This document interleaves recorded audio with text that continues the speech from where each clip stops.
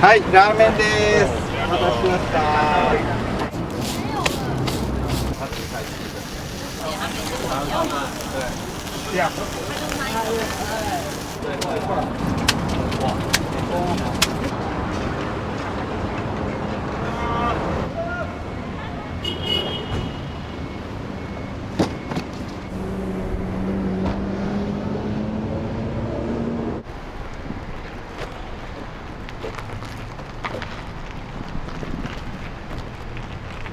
ゾノちゃんがさ、昨日、おはようございます。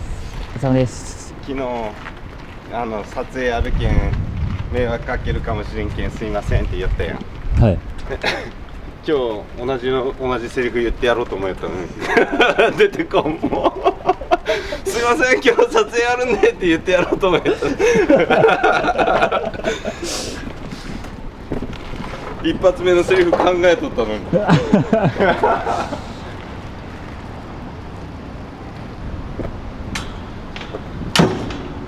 お疲れ様です。さ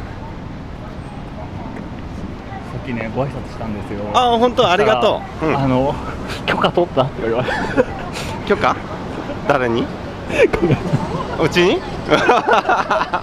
もう本当にずっと断り続けてきたけんねめったにすることないけんドラマ撮影と CM 撮影は貸したことあるけどね。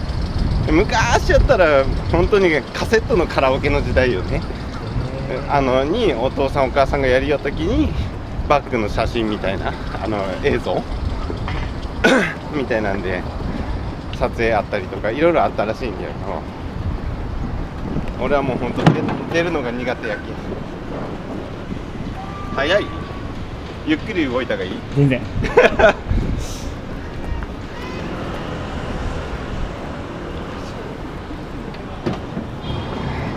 最近はやっぱ特に暑いんですか？そうやね、もう自分はでも感覚の問題やないかな。もう暑いのは当たり前と思っとるけんそんなもんやと思っとかんともう気持ちが死ぬやんね。なだれるもね、暑い暑いってなるけん。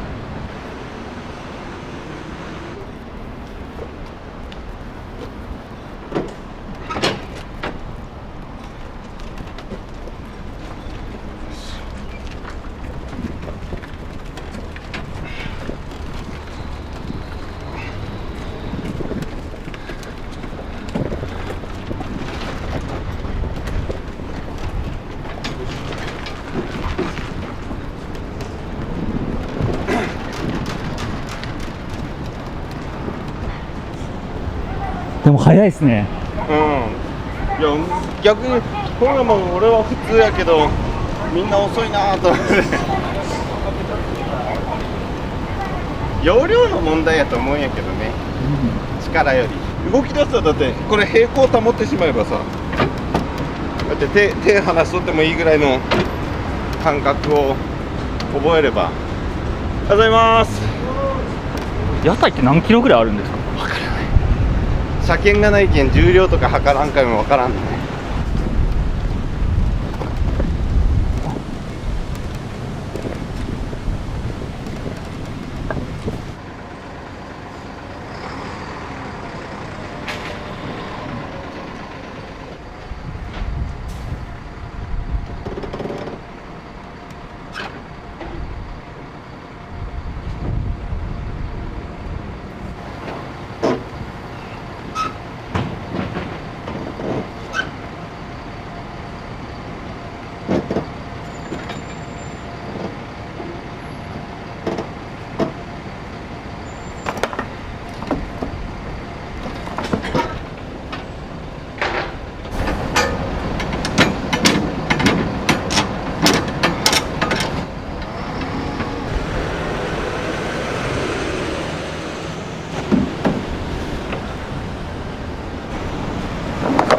この駐車場借りれるまでは1キロぐらい引いてきよったけん、離れたところでね人力で引いてきよったけん、それもあるんやろうけどね。緊張するね撮影珍しく受けたもんや。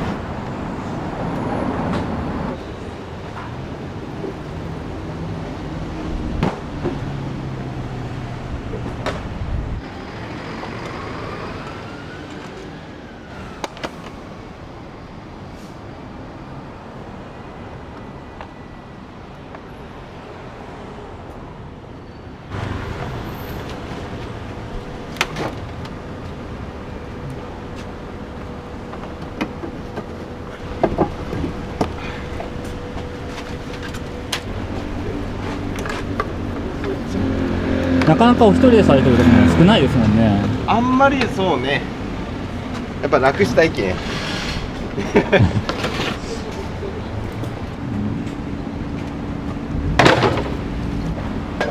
俺の場合はなんかな、人雇うとなると生活費を見るつもりじゃないと雇いきらんって思っとるけん、なんか今日暇やけん帰れって言うんじゃん。ちょっと暇になってきたけん今週いらんとかさ、そういうわけにはいかんけん、そういう責任感じるとやってやれんことはないのは分かっとっても責任感じるから、なんかいい加減には使い切らんけん雇いきらんっていうとこがある。ずっと家族経営やったしね。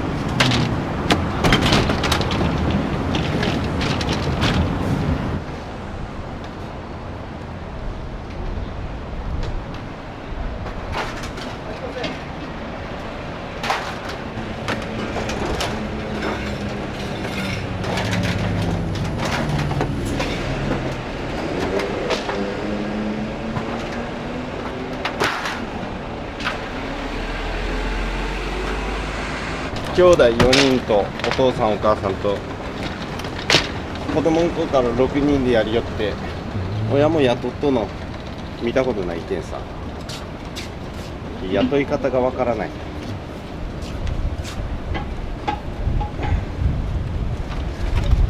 そんなこと考えんでいいんやろうけどね、なんか人を使うのなんかやっぱそれ責任感じるよ。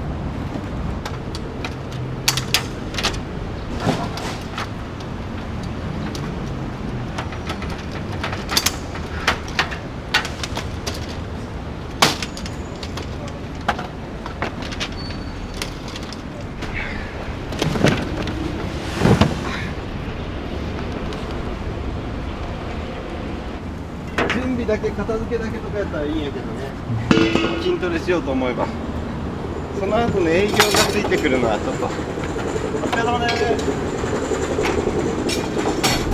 お疲れ様です。すみません、遅れました。あ、いいっすよ。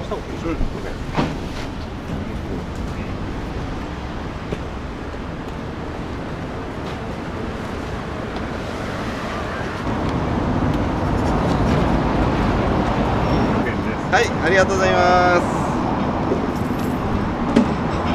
カメラ向けられたらカチンってなる。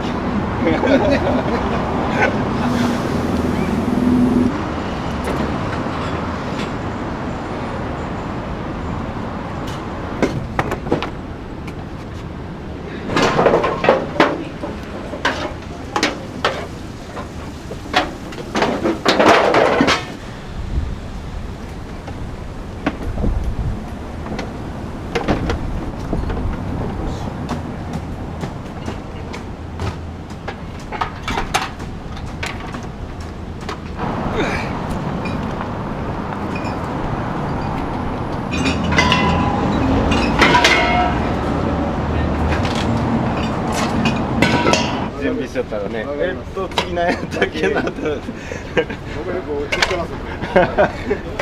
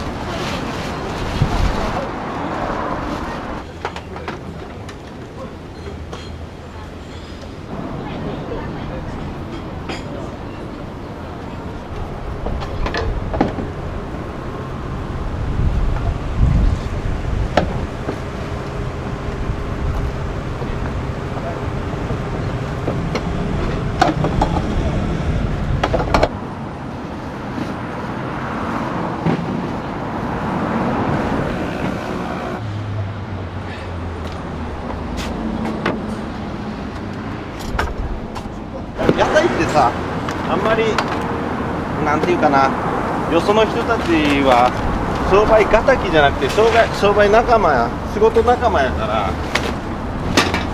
売り上げはねその時々で多かった人がおらん方がいいとかさ、件数が少ない方がいいとかさ、その時々の人の流れであるけど、やっぱねいい人が隣に来たりとか仲良くやれる人が隣にいてくれるとね楽しい。暇でもさこう顔見合わせて「うまいね」っていうのがね楽しい。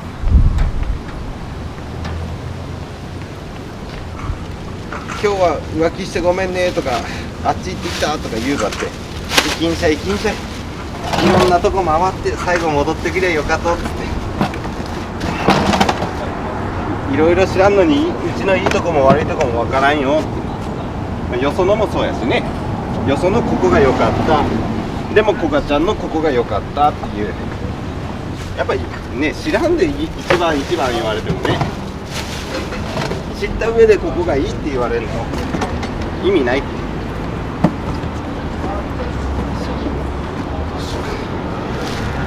でお母さんが言いよった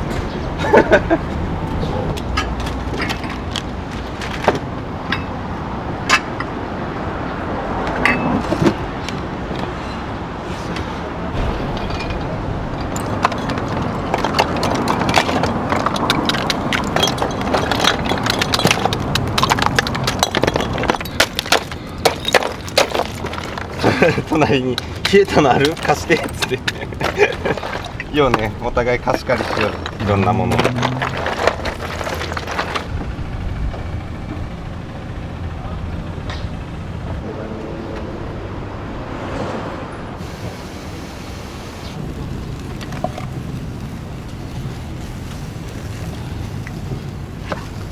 44、今年45。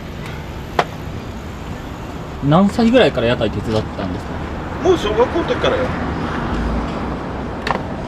スマホも携帯もない時代やけ、家に子供だけ置いとけんっつって、ランドセル下ろしたらお前ら行くぞっつって家族全員で来て、へえ。で小学生の頃は水汲みしたりとかね、自分はね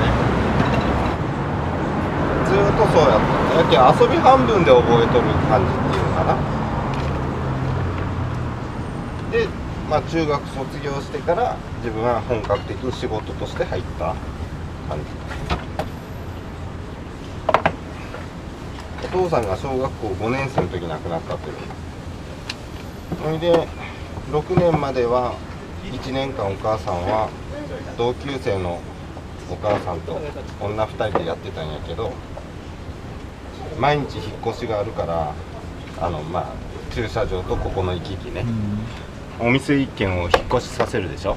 女2人じゃちょっと厳しい力仕事だね言うて、1年でちょっと一旦休業したという。で自分がそこからだから6年生から123って中学123とその後1年間だけ外でバイトしてたから、だから17ぐらいからかな仕事になったのは。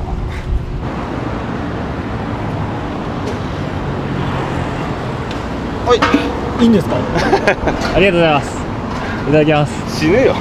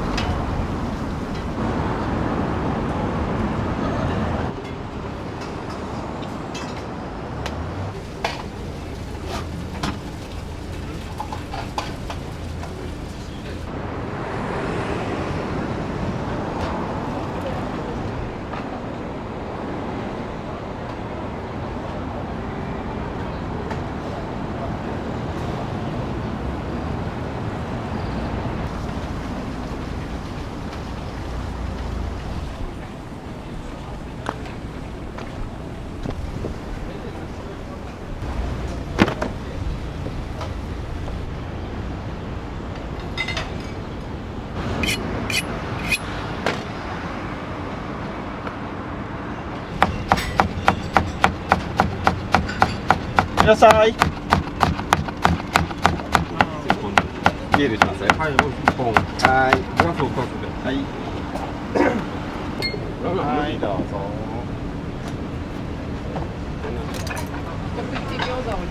餃子。おでんのはい。卵とはい。大根。卵と大根。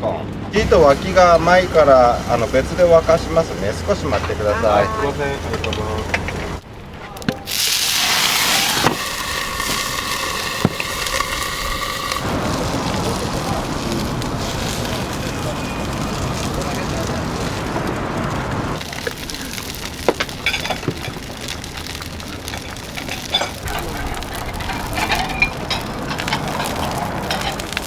こっちじゃないけど、映りにくいやろ。間に合わせる。やっててよかったなと。はーい、お待たせしました。はい餃子です。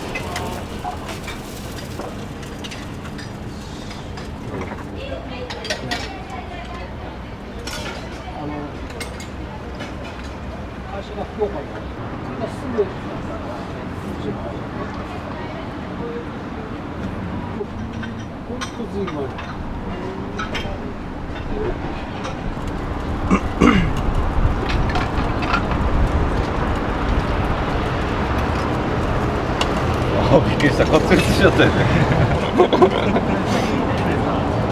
はい、はい、どうぞいらっしゃい。しました。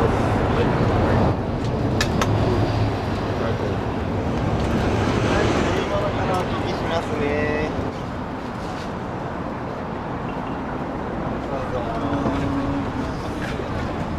ラーメン2つ。ラーメンを2つ。ラーメンもう少し待ってね。まだワイトランモンやけんが。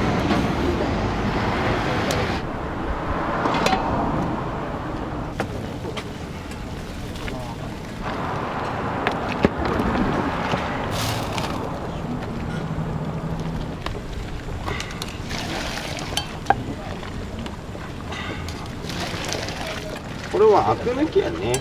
あとは血の塊が骨についたさ、肉とか血の塊、まあ、このまま煮込むよりはやっぱり沸騰させんとこう分離しづらいけんね。沸騰させたら塊になってこうやってアクになるから。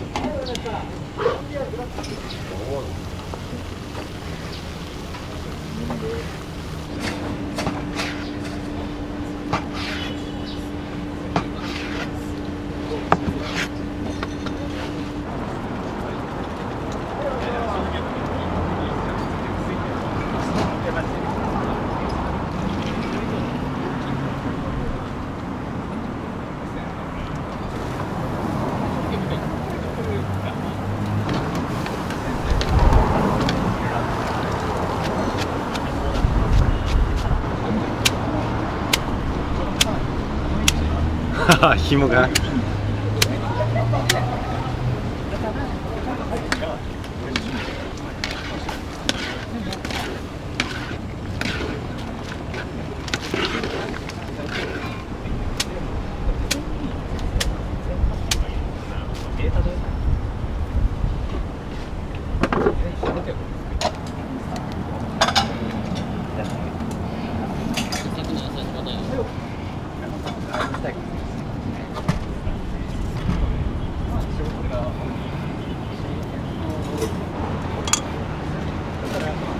お待たせねー。はーい。前に動かしておかけるね。座りやすいよね。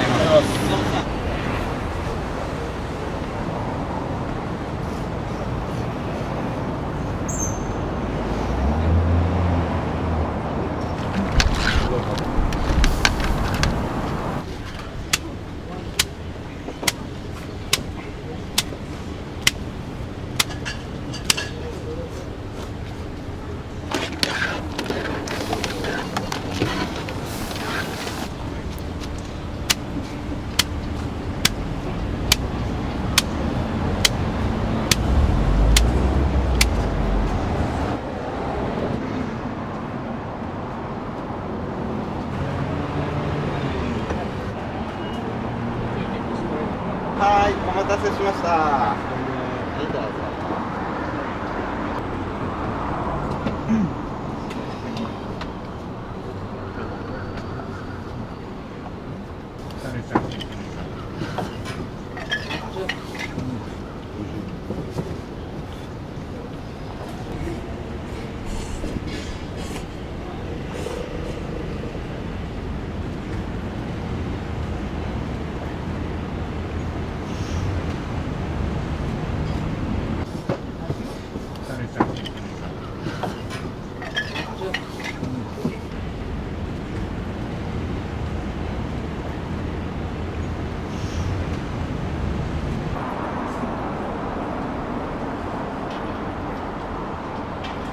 あんま包み置きしとってもね。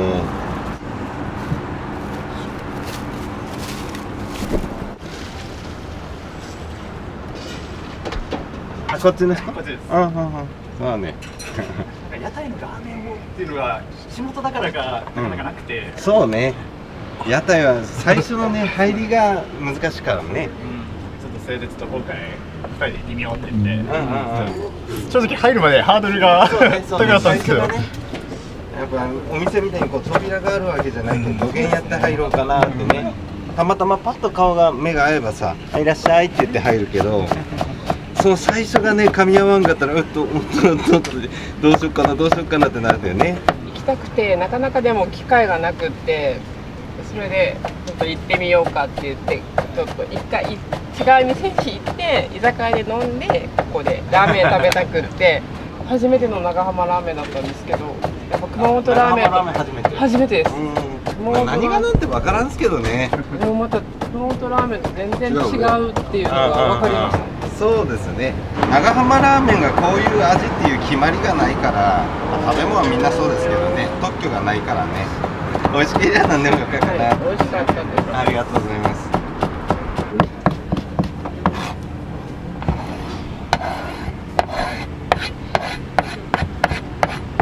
ありがとうございました。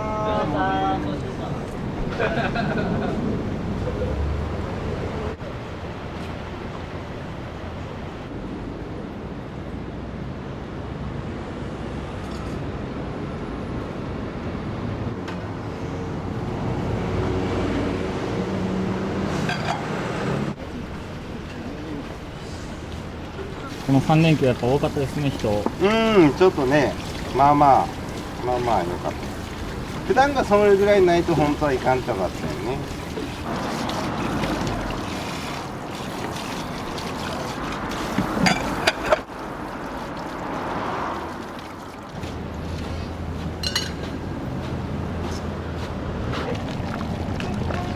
ニンニクと米と水しか入れてない。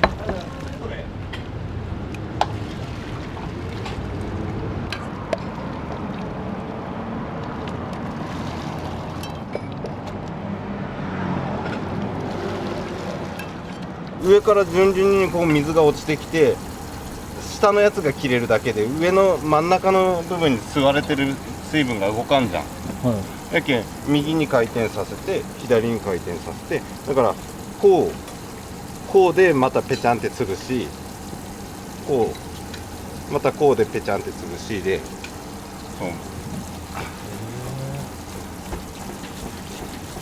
水分を移動させて、なるべくだから切った後に麺棒から水垂れないうちはこう切るでしょ。でこう麺を折りたたみながらこうやって形を変えて麺の形を変える。そしたらこのまんま切っていくと水分が当然この下に溜まるでしょ。下に溜まった水分は切れるけど上にまだ残ってる水分が切れないじゃん。これをここまでやろうと思ったら何回せないかんって話になるんですな。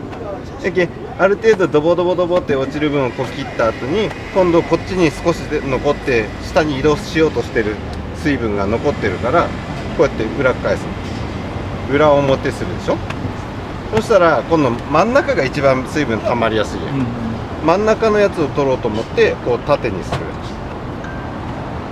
これをやってるだけ。そう教わったから最初ねこうやってタオルで練習するの。子供の時こればジャバーってつけて、はいボタボタボタってなってるやつを切れるようになんなさいっつって遊びながら覚える。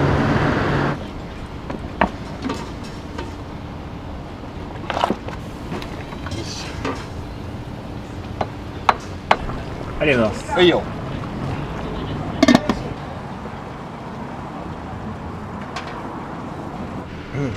休業2年やったんですね。うん、2年近くあったよね。めっちゃ太ったよ。準備しとったらえらい腰が痛いけんどうしようかなって言って体重乗ったらそげな風やったら10キロ太っとったけどさ、うわこれ仕事できんばいと思って毎日歩いてね、10キロ以上歩いてね痩せた元に戻した74まで。お腹だけ出るねお腹だけはへこまんね。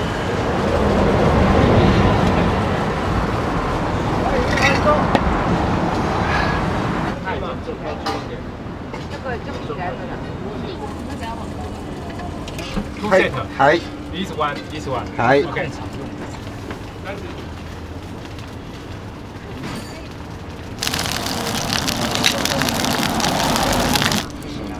我们大家都很好。没酒吗？さて还是从那里的。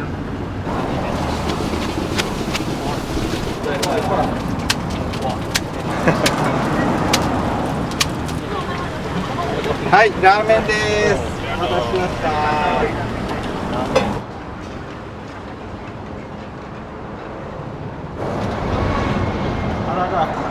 いっぱいですね。お腹いっぱい。那个面有捞干净。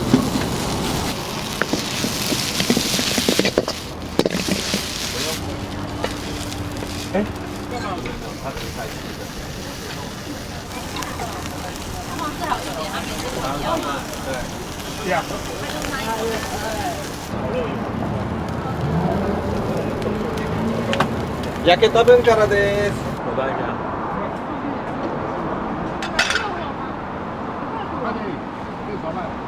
你不能把我破的关卡划掉哦！你看哦，等一下，我现在进去，然后你。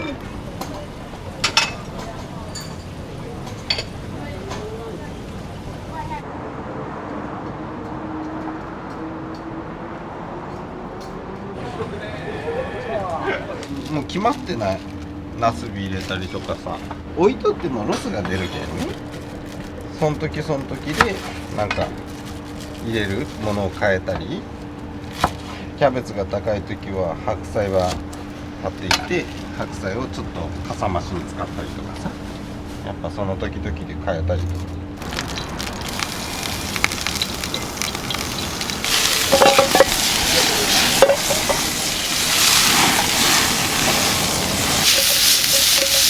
油が飛んでしまったけん。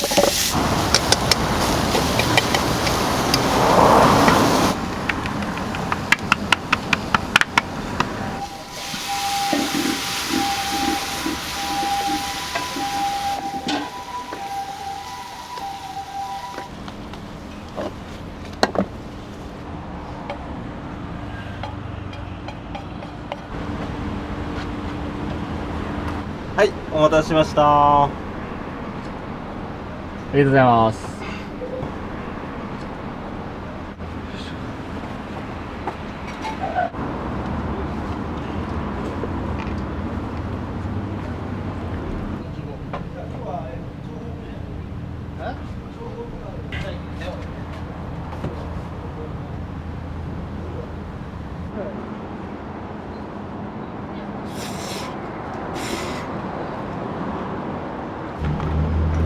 片付けだるいな。片付けだるいな。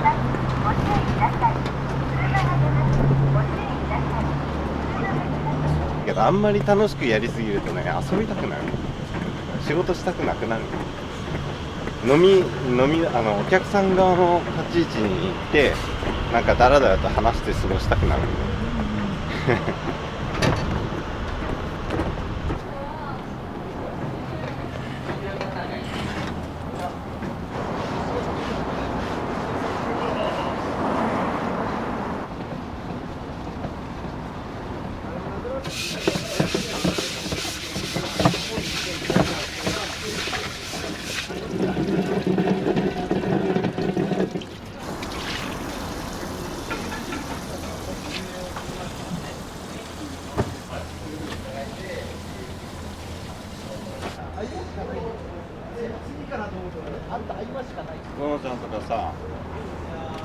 新しいけんのれんかっこいいばってんさ。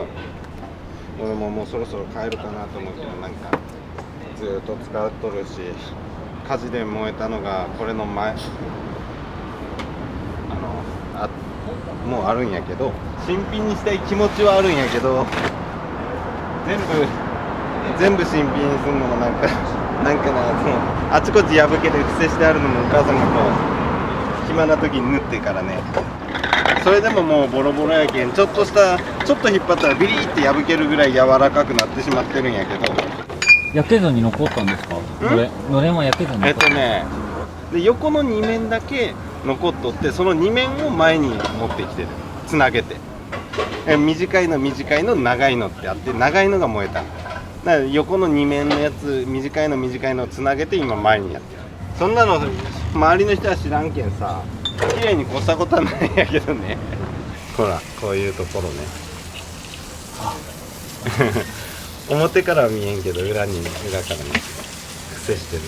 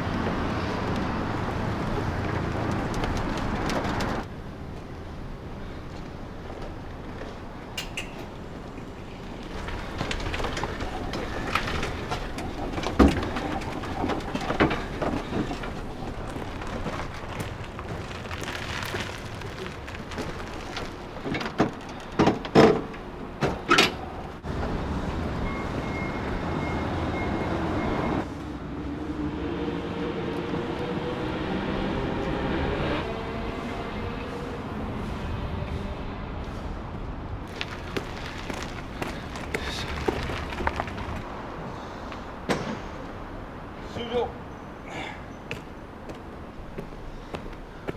疲れ様でした。ありがとうございました。何が今日はお疲れ様でした。屋台の仕事って大変な面もあると思うんですけど、岡田さんにとってはこう楽しいものなんですか？正直楽しかったり楽しくなかったりはそれはもうその時々で違うよね。でもお金をもらってて商品提供して商売としてまあなりわいとしてやってる以上なんやろね、正直に出しすぎるのも良くないじゃん。でも不誠実は良くない。これまたね、嘘をつくことも良くない。そこのいい塩梅をやっぱついて接客して対応して、でもどうやろうね、なんやかんや最終的には多分楽しいんだと思う。ニッチもサッチもいかんかったなみたいな話でも結果的に笑い話になってるから、ちょっとした楽しいことでなんか全体が楽しくなるかどうかが決まるんじゃない、だと思うけどね。味なんかわからんでも楽しかったら美味しかったと思うやろうし、そんなもんやろうね。俺にはようわからん。やることをやるだけかな。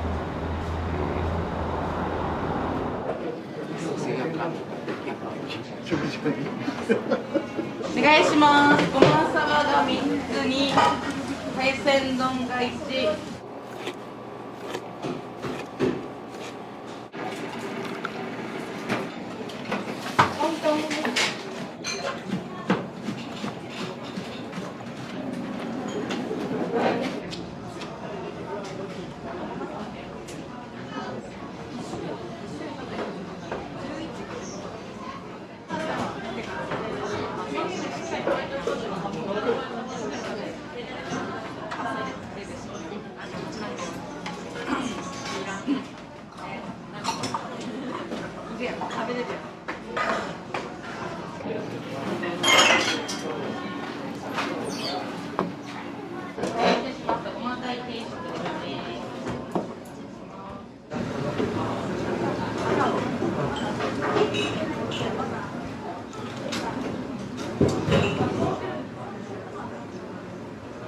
実際食べられてみたいな感想どんなですか？めっちゃ美味しかったです。はい、また来たいです。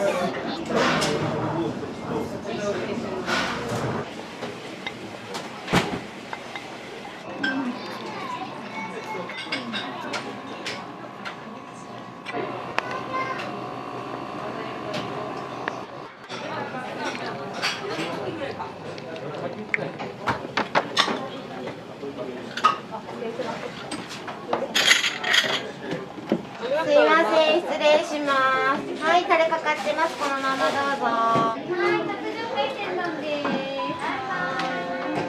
特上海鮮丼です。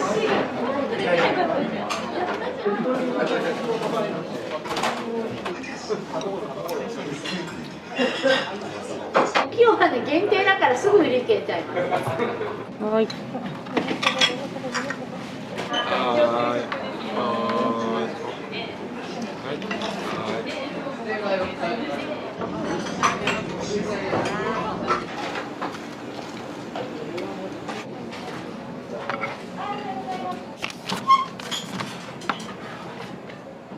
お待たせしました。アジフライ定食ですね。お願いします。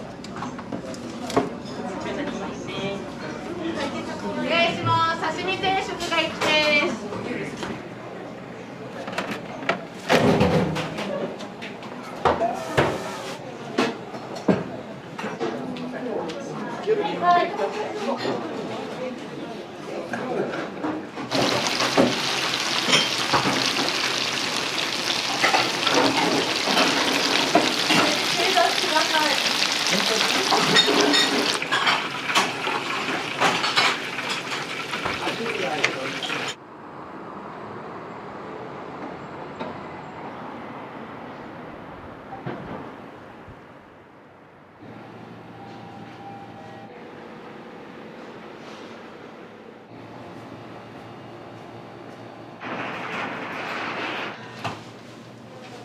ありがとうございます。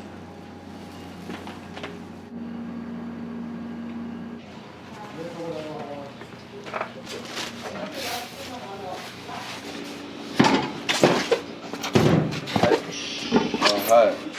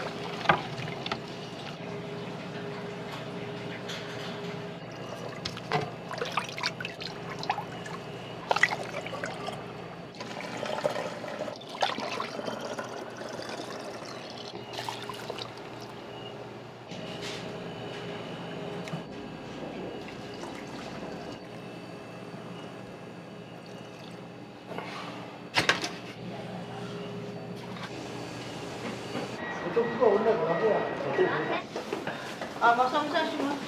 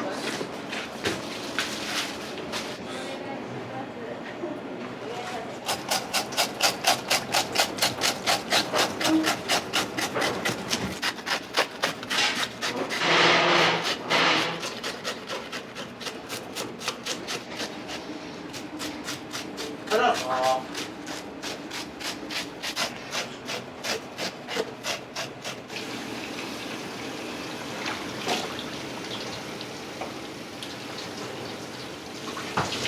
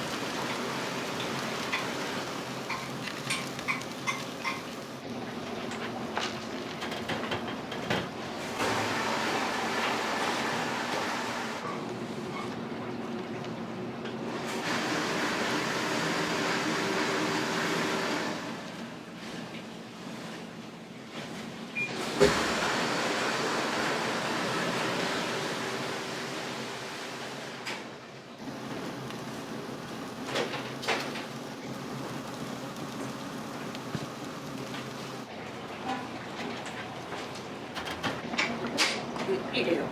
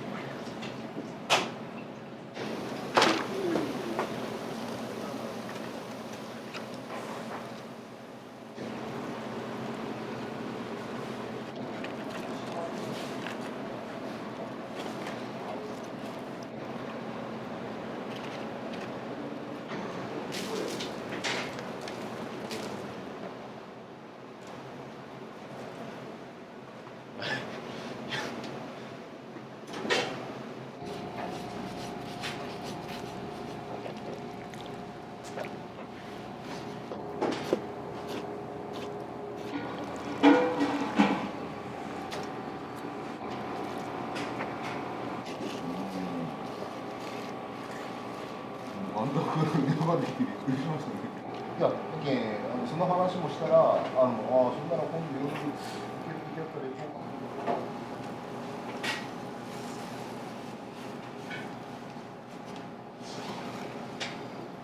急だったんですね。急だったんですね。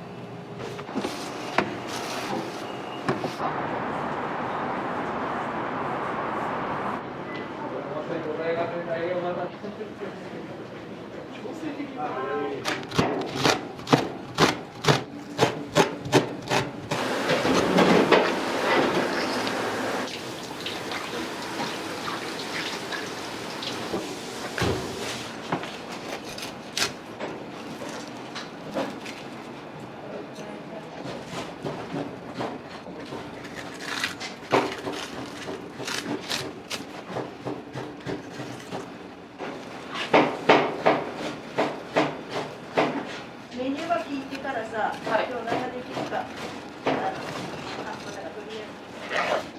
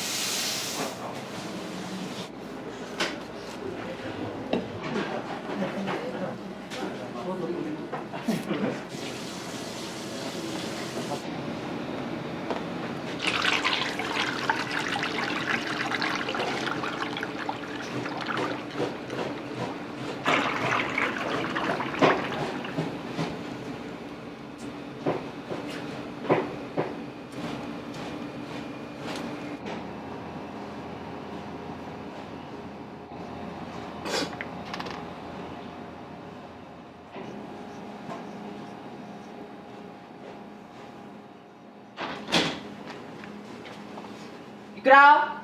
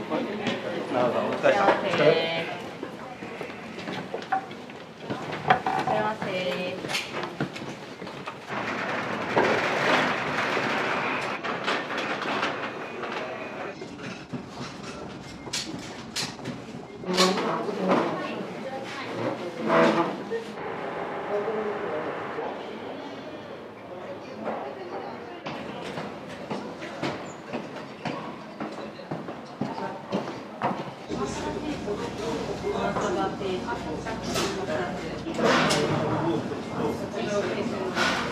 願いします。ごまさばが3つに、海鮮丼が1、サワラぶり刺しが1と、特上海鮮丼とミニごまぶりが1です。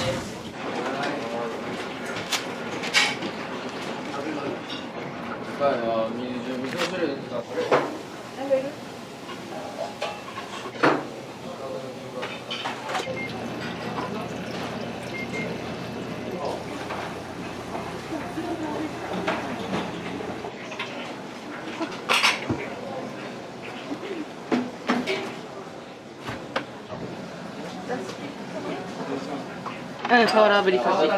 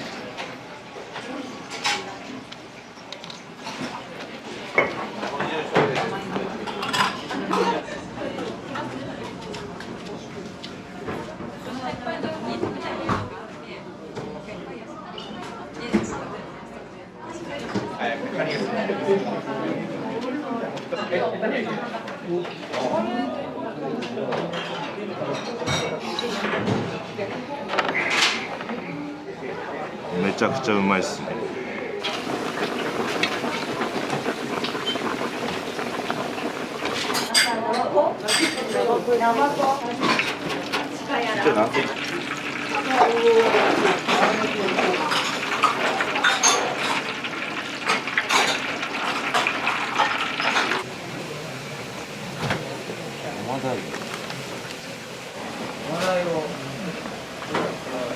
お願いします。鉄火丼が1とごま鯛定食が1です。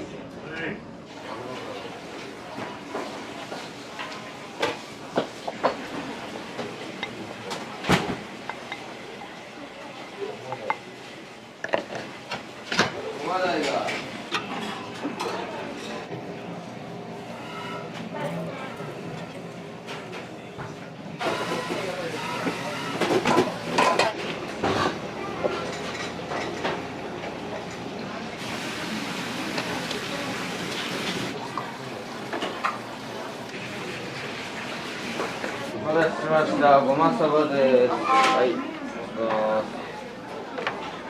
はい。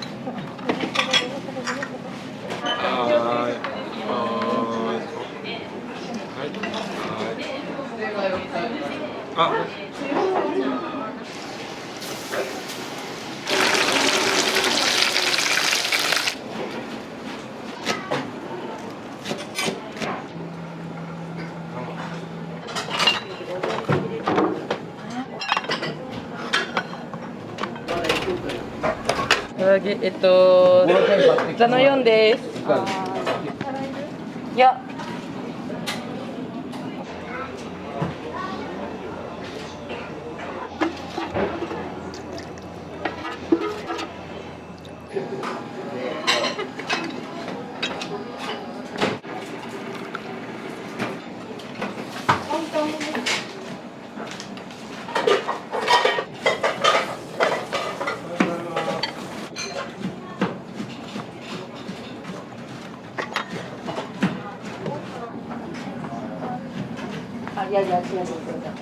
座の1です。大きいを1と。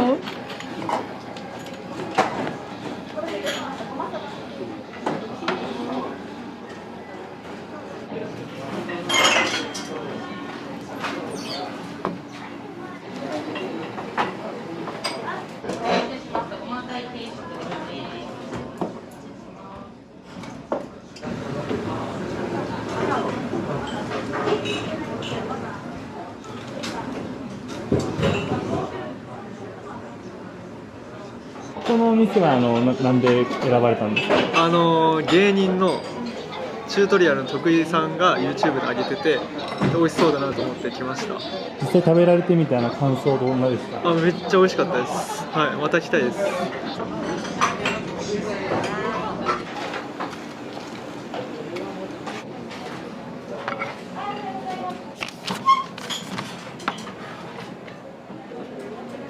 お待たせしました。アジフライ定食ですね。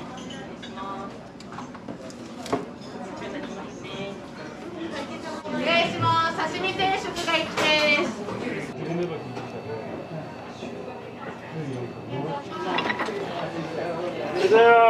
さしてーで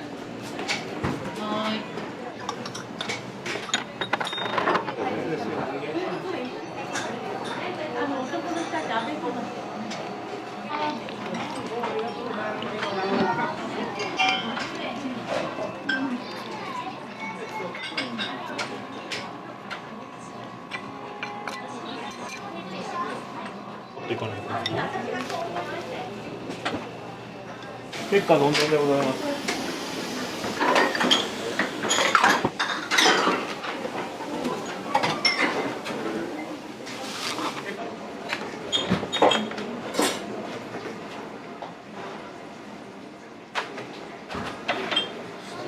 スプーンスプーンスプーン。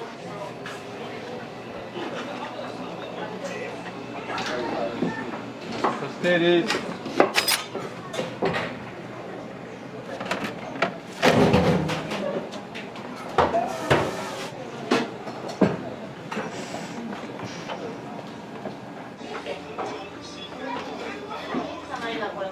何名様ですか？4名様。はい、消毒されてメニュー。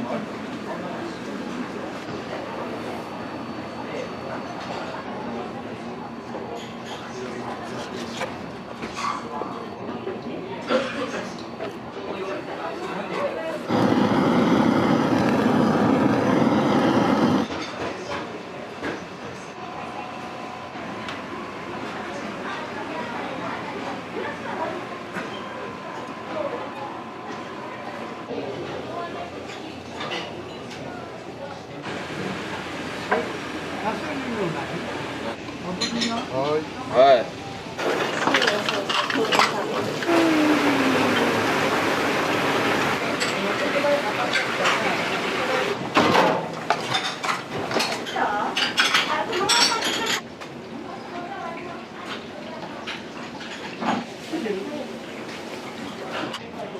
あ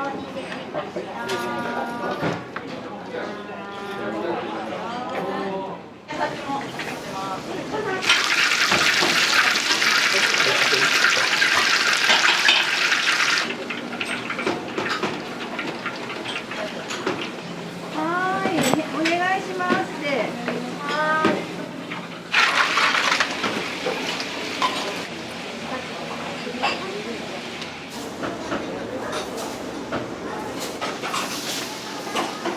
いや、それ怪獣定食ですよ。はい。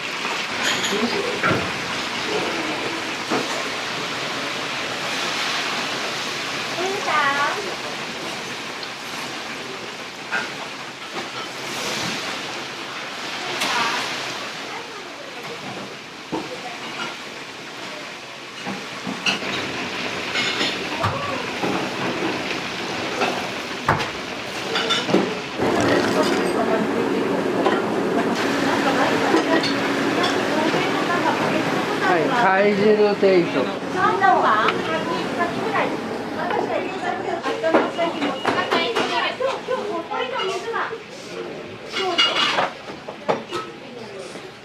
どんで。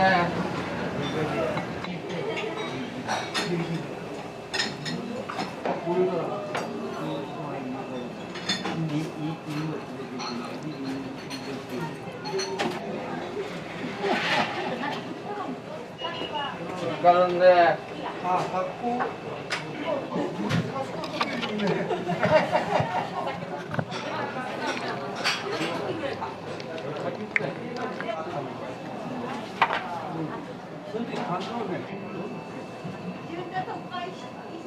すいません、失礼します。はい、タレかかってます。このままどうぞ。コードになりますね。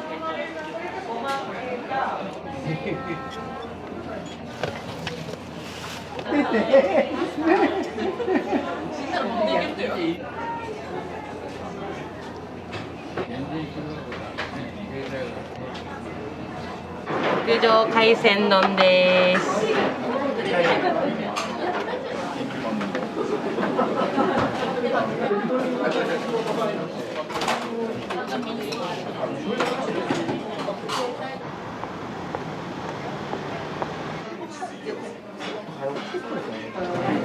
3名様、お次の3名様どうぞ。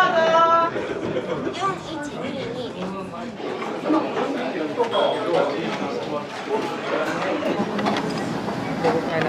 マグロカマは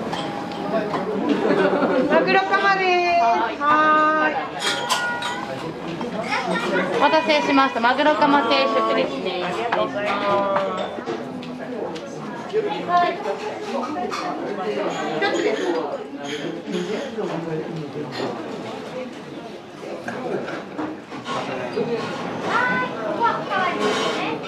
食事会議。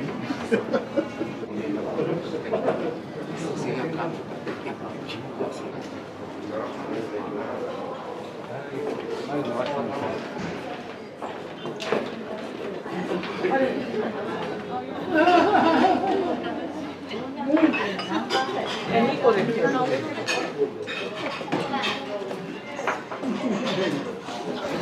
うですね。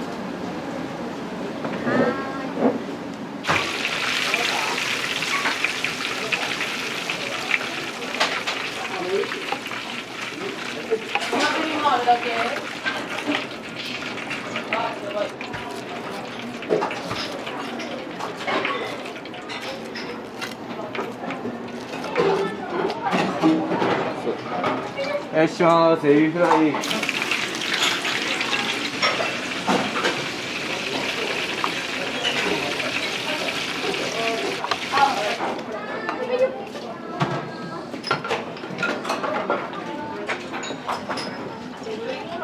丼とアジフライお願いします。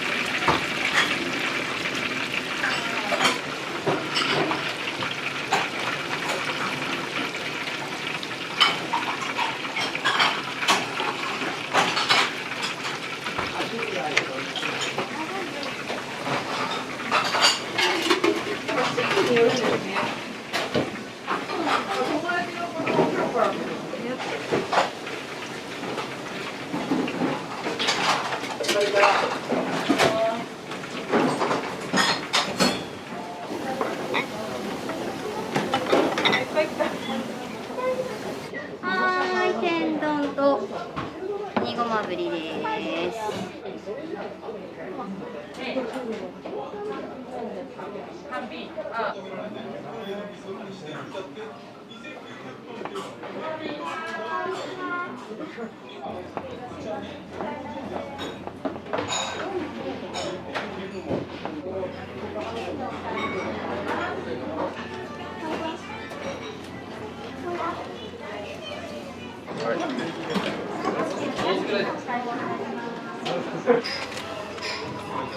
うちらうちの旦那さんで2代目で私が3代目そう4代目になっても一応予定で本人は大好きだからね、夢だったからやるとこまでやってこれはねいくつでもできるけんよく出るのはやっぱり今時期ではごまさばとかごまぶり、クジラ刺し、あと芸的クジラのステーキ、ね、すぐなくなるのはこのマグロカマはあまり入ってこないんですよ、量がね。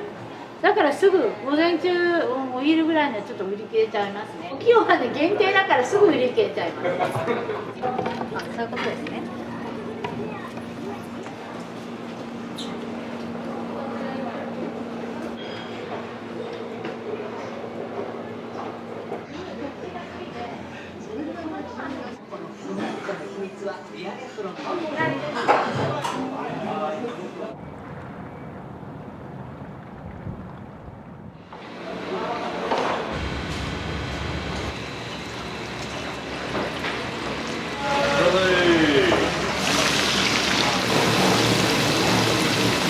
美味しいよ。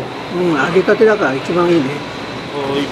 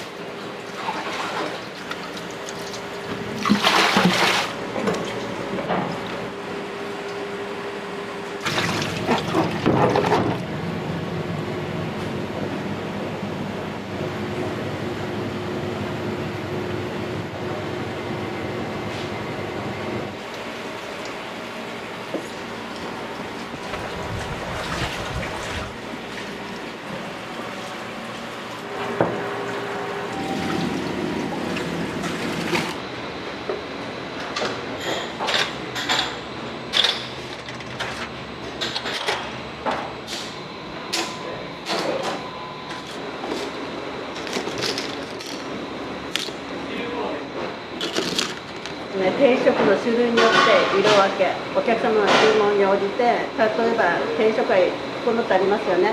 その9つの中で注文された後の札です。はい、黄色やったら何になるんですか？黄色だったら欲張り、赤だったらエビ定食、はい、そのようにあります。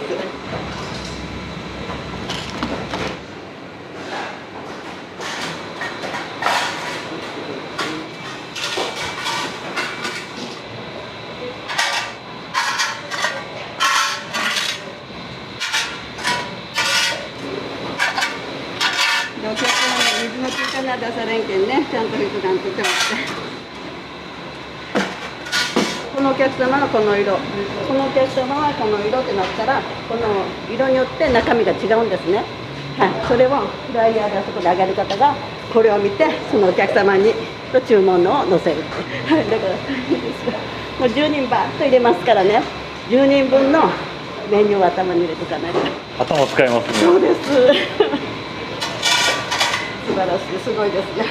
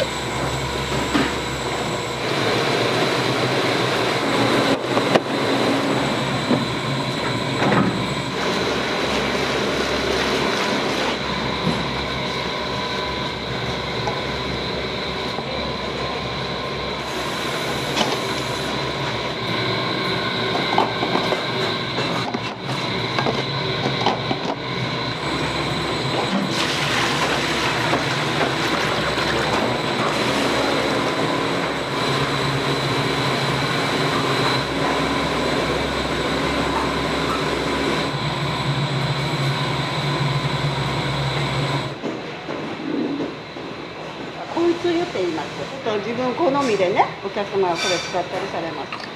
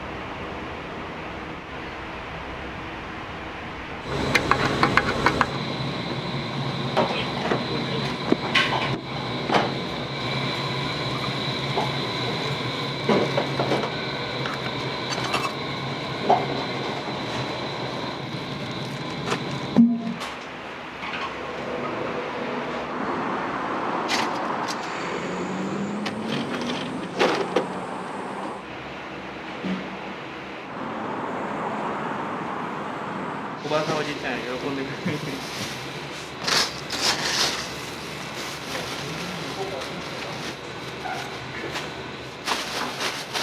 こんな感じ。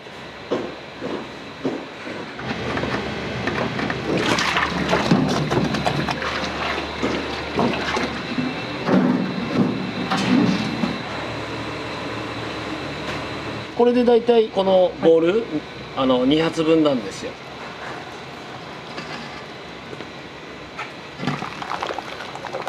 この天ぷら粉も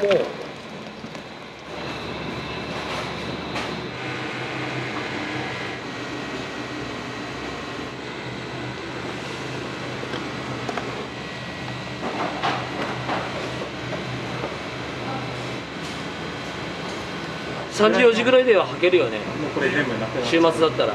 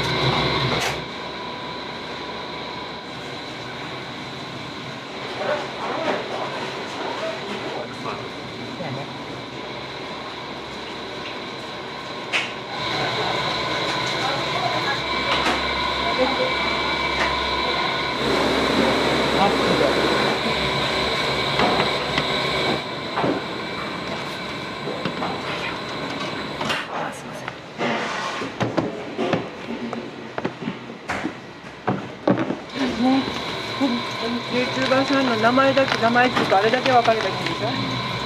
誰でばなんてことない。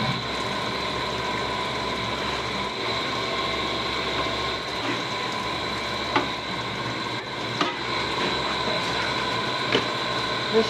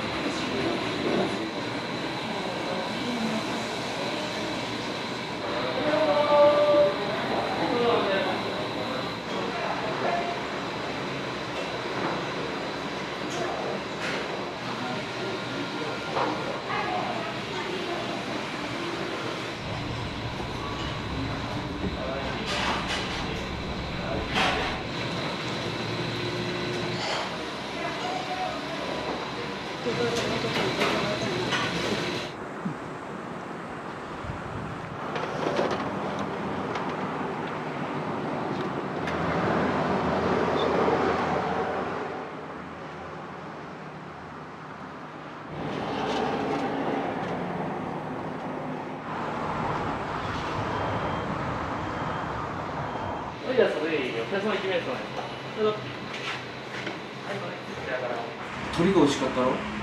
鳥がめっちゃ美味しかった。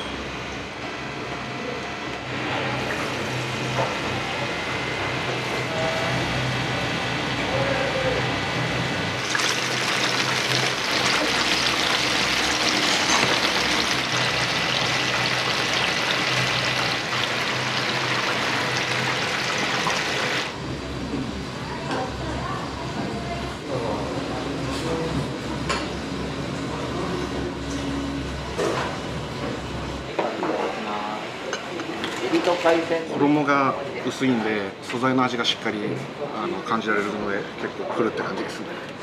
天ぷら定食美味しそう。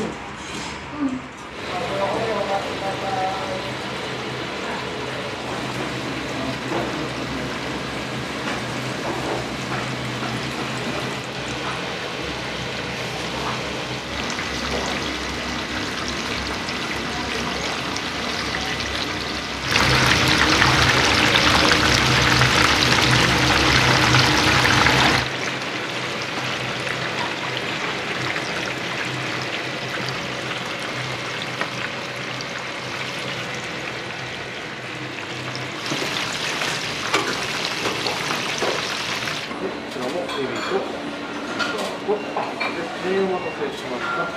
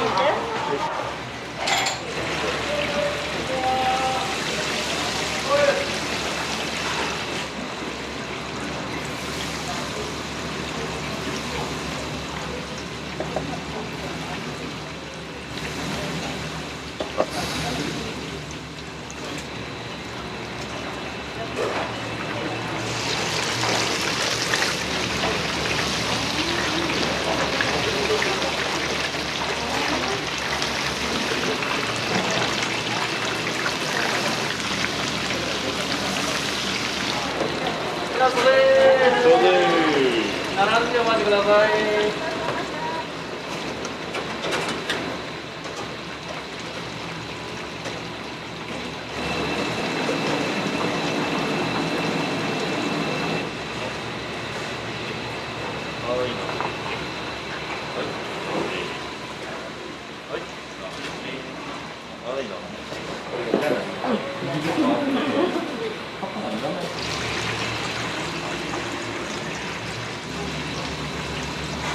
ありがとうございました。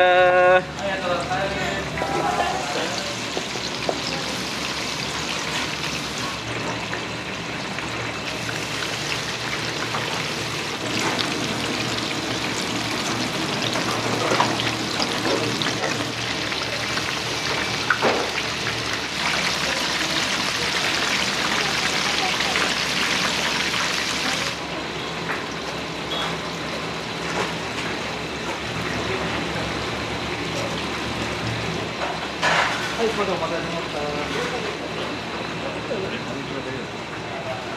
つまいもです。はい、さつまいもとエビですね。はい、エビとさつまいもです。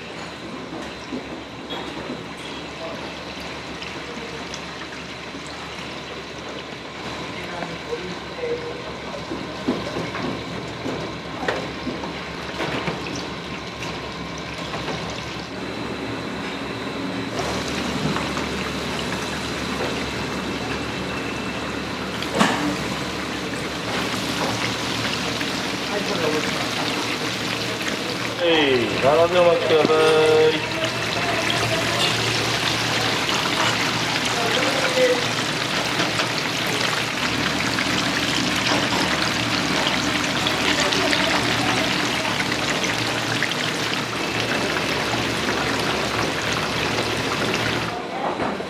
ご謝礼をお待ちください。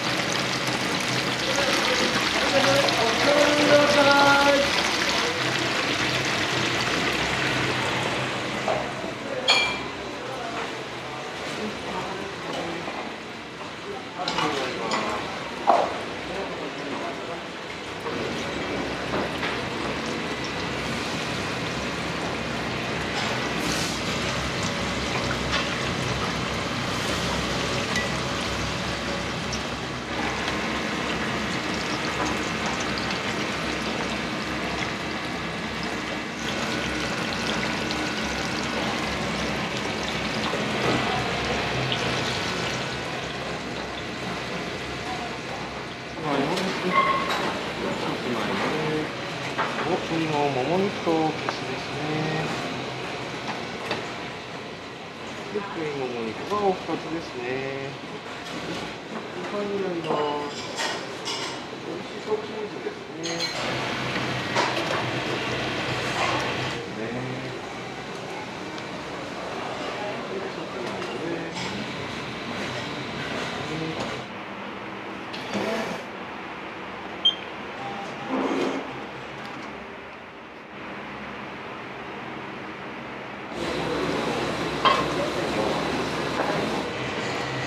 ご飯よ。よいしょ。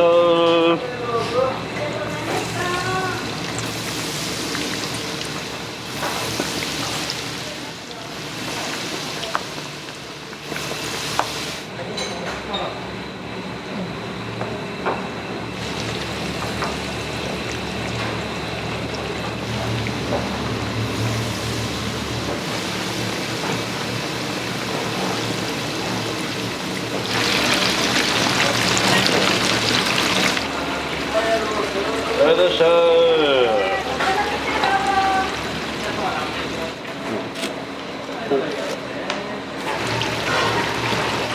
ありがとうございました。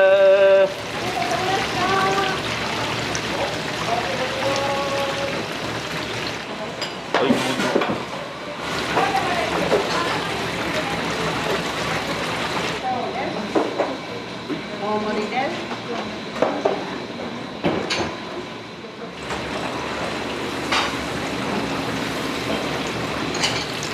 ありがとうございました。はい、ピーマンとさつまいもですね。こちらで以上です。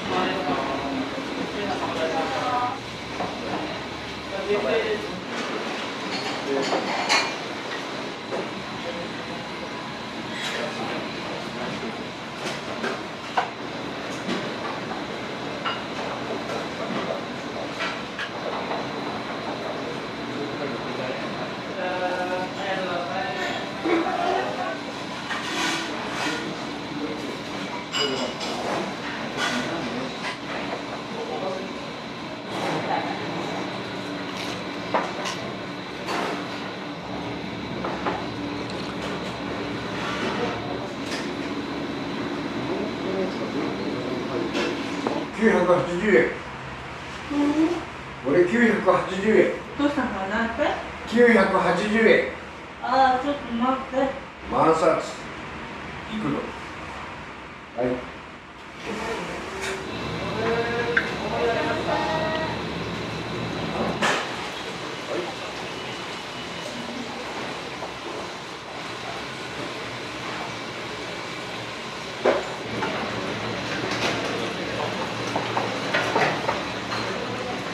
ありがとうございます。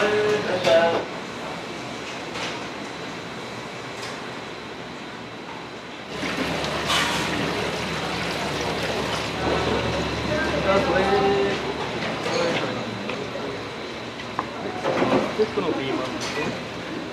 あ、マスタードだ。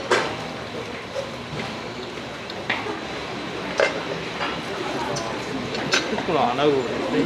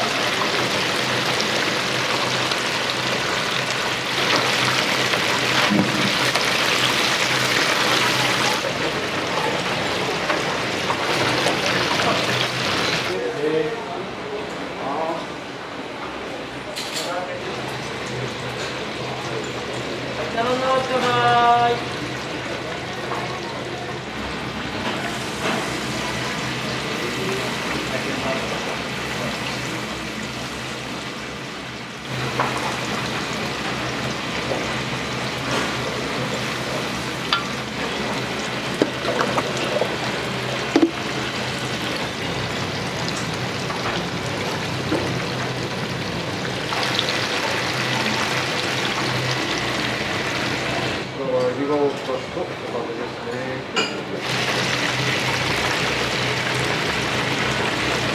安いのを分けておきますね。アナゴキスの単品です。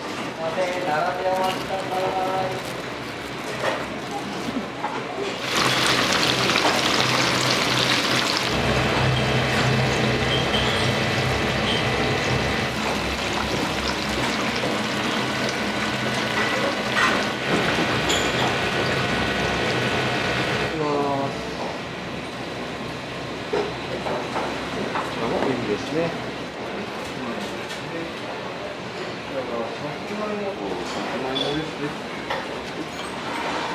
い、定食はこれで終わりです。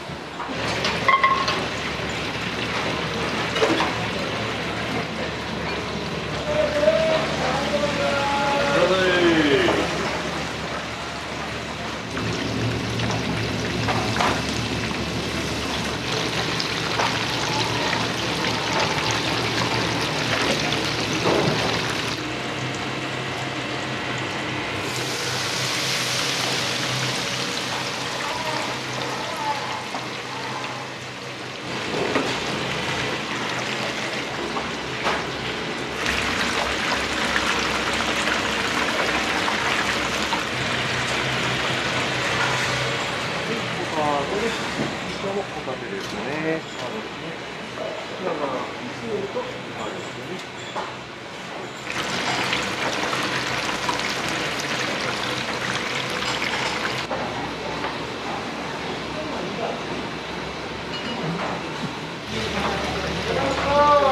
らっしゃい。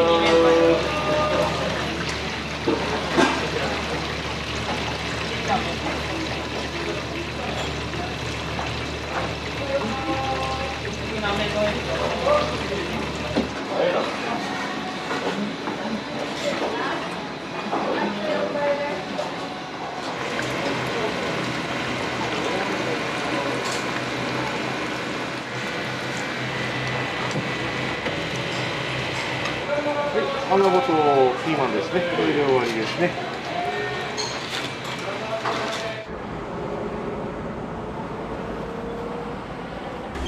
ご飯も大盛り無料やろ。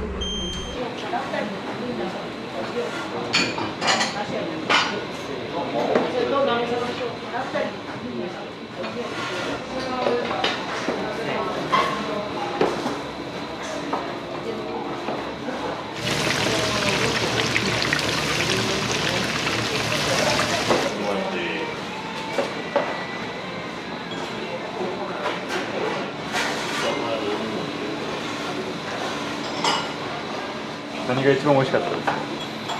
全部です。いらっしゃい。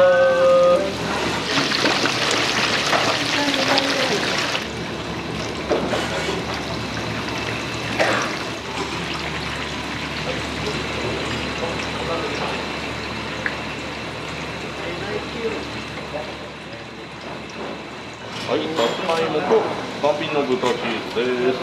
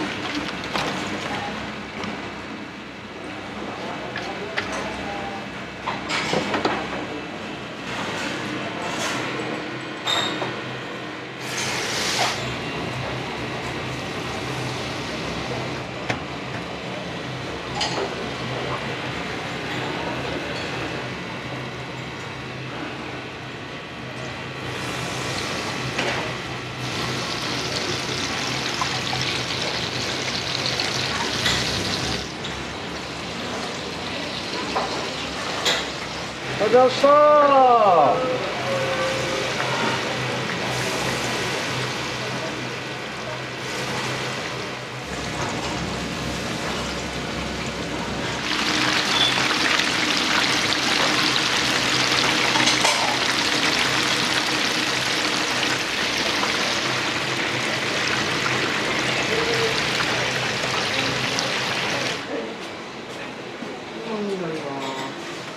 お店は結構来られるんですか？はい、ちょくちょく。こんな暑い時にはなかなか混んでるんで、今日はどうしても食べたくなって。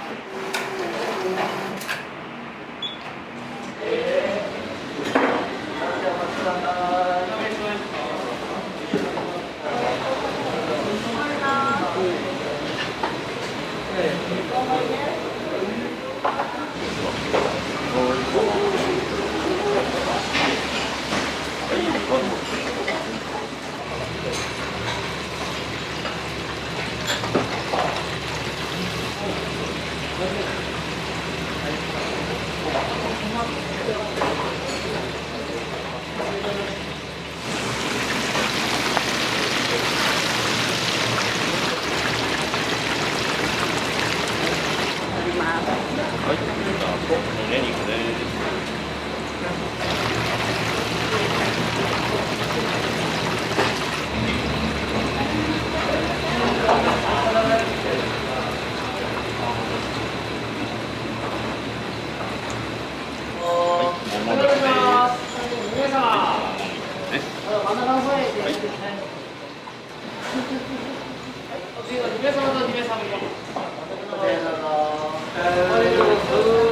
しゃい。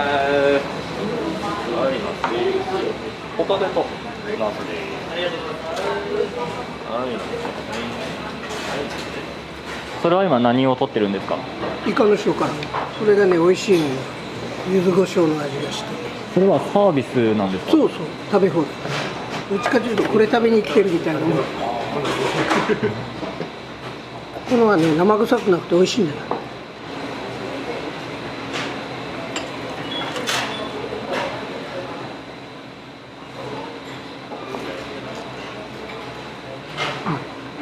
天ぷらはいかがですか？うん、美味しいよ。うん、揚げたてだから一番いいね。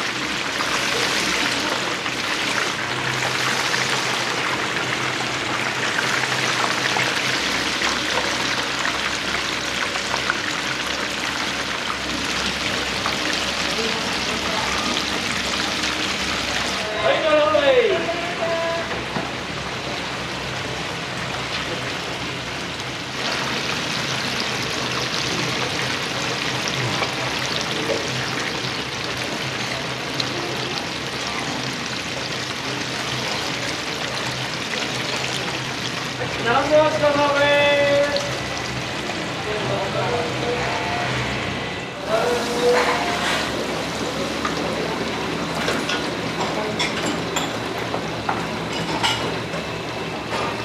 ありがとうございました。